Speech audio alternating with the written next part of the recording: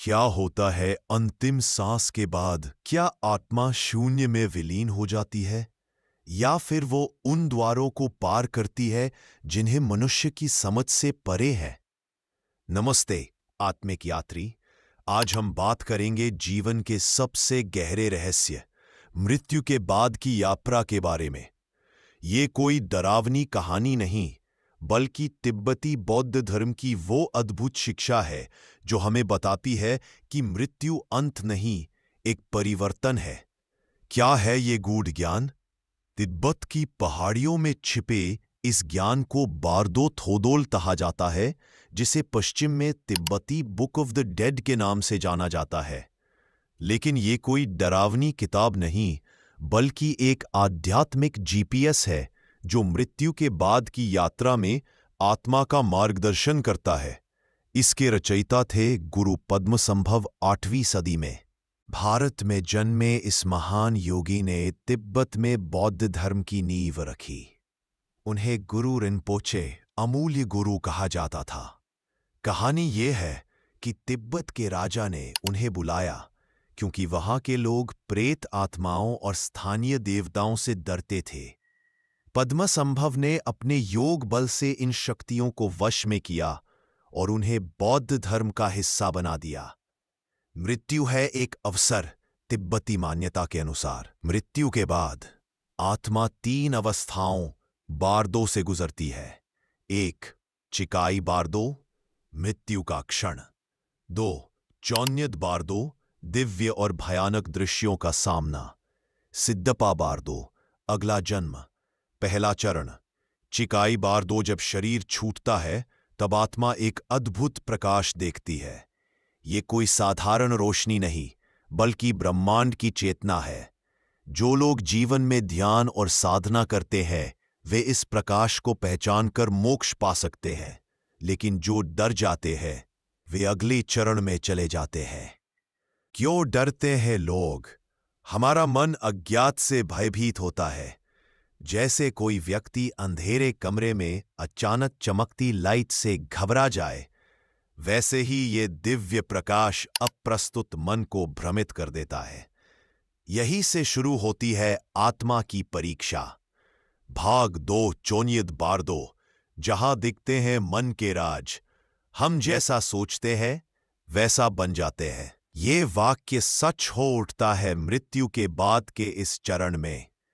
जब आत्मा शरीर से मुक्त होकर चोनियद बारदो में प्रवेश करती है तो उसे अपने ही मन के दर्पण में झांकने का मौका मिलता है। क्या देखती है आत्मा? 1 शांत देवता, सफेद वस्त्रों में लिपटे, मुस्कुराते हुए दिव्यकृतियां जो प्रेम और करुणा बिखेरती है। 2 क्रोधी देवता, नीले लाल रंग के आग उगलते हुए राक्षसी स्वरूप जो डरावने लगते हैं। लेकिन यहां राज ये है, ये न तो स्वर्ग है न नरक। ये सभी दृश्य हमारे ही संस्कारों और कर्मों की छवियां हैं। जैसे सपने में हम अपने डर और इच्छाओं को देखते हैं, वैसे ही यहां मन की गहराइयां साकार हो उठती हैं। क्यों आते हैं ये दृश्य? शांत देवता, हमारे पुण्य कर्म और सकारात्मक विचार। क्रोधी देवता, दबे हुए गुस्से, डर और लालसाएं। स्विस मनोवैज्ञानिक कार्ल यूंग ने ठीक ही कहा था, जब तक हम अपने अंधकार को नहीं जानते हम उसके गुलाम बने रहेंगे। परीक्षा का समय इस चरण में आत्मा से केवल एक ही प्रश्न पूछा जाता है, क्या तुम इन दृश्यों को अपना मानकर भटकोगे या समझोगे कि ये सब तुम्हारे मन की ही उपज है? जो लोग जीवन में ध्यान और आत्मचिंतन करते हैं वे इस सच को पहचान लेते हैं, ये सब माया है। न तो कोई देवता मुझे पुरस्कार देने आया है, न ही कोई राक्षस सजा देने हैं। ये सब मेरे ही मन के खेल है। कैसे मिलती है मुक्ति? शांत देवताओं के प्रति आसक्ति न रखे, क्रोधी देवताओं से भय न खाए, बार बार याद दिलाए ये सब अस्थाई है, ये मेरी ही चेतना का खेल है। जीवन की सबसे बड़ी विडंबना, हम जिसे स्वर्ग समझकर भागते हैं और जिसे नरक समझकर डरते हैं, दोनों ही हमारे अपने मन में बसते हैं। भाग 3 सिप्पा बारदो, कर्मों का न्यायालय और नया जन्म। अब हम पहुंचते हैं मृत्यु यात्रा के सबसे निर्णायक चरण में, जहां आत्मा के सामने खुलता है कर्मों का लेखा जोखा। ये कोई भगवान का न्याय नहीं, बल्कि प्रकृति का अटल नियम है। जैसा बोओगे वैसा काटोगे। कैसे काम करता है कर्म का नियम? हर विचार, हर कर्म एक ऊर्जा तरंग छोड़ता है।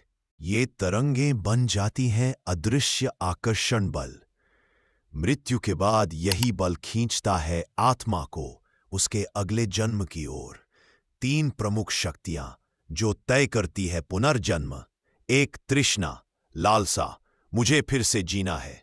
द्वेष, घृणा, मैं इस स्थिति से भागना चाहता हूं। 3 अविद्या, अज्ञान, मैं समझ ही नहीं पा रहा क्या हो रहा है। मजेदार तथ्य, जब आत्मा नया शरीर ढूंढ रही होती है तो उसे संभोग करते जोड़े के दृश्य दिखाई देते हैं। तिब्बती ग्रंथों के अनुसार ये एक प्रतीकात्मक आकर्षण है। जिस जोड़े के प्रति आकर्षण होगा उसी के गर्भ में प्रवेश। लेकिन यहां फंसाने वाली बात यह है, जन्म लेने की जल्दबाजी ही बंधन का कारण बनती है। गुरु नानक देव जी ने सही कहा था, जैसे मछली पानी में रहकर भी प्यासी रहती है, वैसे ही मनुष्य अनंत जन्म लेकर भी तृष्णा से मुक्त नहीं हो पाता। कैसे टूटता है ये चक्र? जागरूकता, मैं शरीर नहीं चेतना हूं। वैराग्य, ना मुझे कुछ चाहिए ना कुछ भागना रहे। जीवन में ही कैसे करे तैयारी? 1 मृत्यु स्मरण, रोज 5 मिनट सोचे, आज मेरी आखिरी रात हो तो। 2 ध्यान, श्वास पर ध्यान देकर विचारों से मुक्ति का अभ्यास। अंतिम भाग, मृत्यु को जीतने वाले योगियों के रहस्य। तिब्बत के हिमालय में कुछ योगी ऐसे भी होते हैं जो मृत्यु पर विजय पा लेते हैं। इन्हें देखकर लगता है मानो ये शरीर छोड़ने का नहीं, बल्कि नया शरीर धारण करने का प्रदर्शन कर रहे हो। चमत्कार नहीं, विज्ञान है ये। शरीर छोड़ने से पहले लोटस पोज में बैठ जाते हैं। श्वास रोककर हृदय गति स्वयं रोक लेते हैं। शरीर से निकलती है इंद्रधनुषी रोशनी, जिसे विज्ञान बायोफोटन्स कहता है। 4 संकेत जो बताते हैं अगला जन्म कैसा होगा। 1 अंतिम विचार, मरते समय जो भाव हावी होगा वैसा ही अगला जन्म। 1 अंतिम शब्द, मुख से निकला आखिरी शब्द बन जाता है भविष्य का बीज। असीता, 4 संकेत जो बताते हैं अगला जन्म कैसा होगा। आधुनिक विज्ञान क्या कहता है? डॉक्टर इयान स्टीवनसन ने 50-100 केस स्टडी कर पुनर्जन्म के प्रमाण दिए। क्वांटम फिजिक्स कहती है ऊर्जा न तो बनती है न नष्ट होती है, सिर्फ रूप बदलती है। मेमोरी ऑफ वाटर थ्योरी, शरीर का 70% पानी सूचनाएं संग्रहित करता है। क्या आप जानते हैं भगवान बुद्ध ने अपने पिछले 500 जन्मों की कथाएं सुनाई थी। ये जातक कथाएं आज भी उपलब्ध है। जीवन का सार, एक तिब्बती कहावत याद रखें, मृत्यु डराने के लिए नहीं, जगाने के लिए है। जिस दिन तुम्हें ये याद आ जाए कि तुम्हारे पास समय सीमित है, उस दिन तुम फालतू चीजों पर समय बर्बाद करना बंद कर दोगे। अंतिम संदेश, इस वीडियो को देखकर आपने मृत्यु पर शोध तो शुरू कर दिया, लेकिन असली मंत्र है जियो ऐसे कि हर पल मृत्यु को गले लगाने को तैयार रहो, और मरो ऐसे कि हर पल नए सिरे से जीने की इच्छा जगे।